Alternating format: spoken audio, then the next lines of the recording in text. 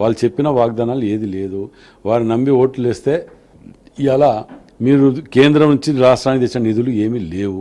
ఏదైనా తాత్కాలికంగా ఇట్లా వాసన చూపించిపోయింది తప్ప ఇంత మంచి పదవులలో ఉండి ఇంత పెద్ద పెద్ద పదవులలో ఉండి ఏమి తెచ్చిన మీరు? అది మీరు ఆత్మపరీక్షణ చేసుకోండి. తేకపోగా 42% బీసీ రిజర్వేషన్ దాన్ని విమర్శించడం అంటే ప్రజలు నవ్వుకుంటున్న ఒక బీసీ బిడ్డగాను ఉండి నువ్వు దీన్ని విమర్శించడం అంటే అసహించుకుంటున్నారు. దాన్ని ఇంకోసారి దయచేసి మీకు విజ్ఞప్తి చేస్తున్నా, మీరు రిజర్వేషన్ మీద సపోర్ట్ చేయండి, లేదంటే మూసుకొని కూర్చోండి. అంతేగాని వచ్చిరాని మాటలు మాట్లాడుకుంటూ దీన్ని ఏదో ఇదే అని చెప్పి అడ్డదారి పట్టించడానికి ఇంకా మీరు మాట్లాడితే ప్రజలు నమ్మే పరిస్థితిలో లేరు.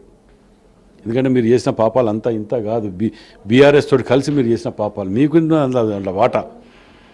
దానిని మీరు సమర్థించే ప్రయత్నం చేయండి. ఇవాళ మా మహేష్ కుమార్ గౌడ్ గారు పాదయాత్రలో ఎన్ని ఇవ్వాలో అన్ని చేస్తే మేము సంక్షేమ పథకాలు మేము చేసినవి ప్రజలకు చెప్పుకోవడానికే ముందుకెళ్తున్నాం. మీరు చేసిన పాపాలను కూడా చెప్పుకుంటూ పోతానికి వెళ్తున్నాం.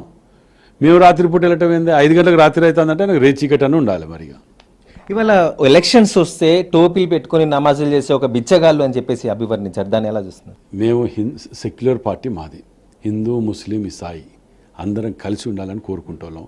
మీరు ఆ కులాల పేరు మీద బతకాలనుకునేటోళ్ళు మీరు రెచ్చగొట్టి ఇలా దేవుని రాముని అని చెప్పి అంత అనుకున్నాం. రాముని మేము పెట్టుకోమా?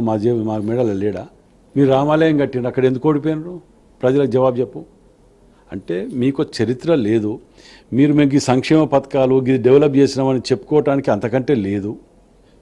మీరు ఎంతసేపు మతాలు, కులాలు, ప్రాంతీయతత్వాలను రెచ్చగొట్టుకుంటూ బతకటం వాటి మీద అలవాటు అయిపోయింది మీకు. అది ప్రజలు గమనించండి. ఇక ముందు మిమ్మల్ని క్షమించే పరిస్థితి లేదు అనేది ప్రజలు డిసైడ్ అయ్యారు. మీరు రాజకీయ సన్యాసానికి సిద్ధంగా ఉండండి.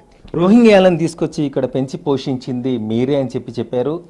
దానికి బీఆర్ఎస్ ప్రభుత్వం వారిని ఇక్కడ వాళ్ళకి ఉండేందుకోసం హక్కు కల్పించారు అని చెప్పేసి ఆరోపిస్తున్నారు.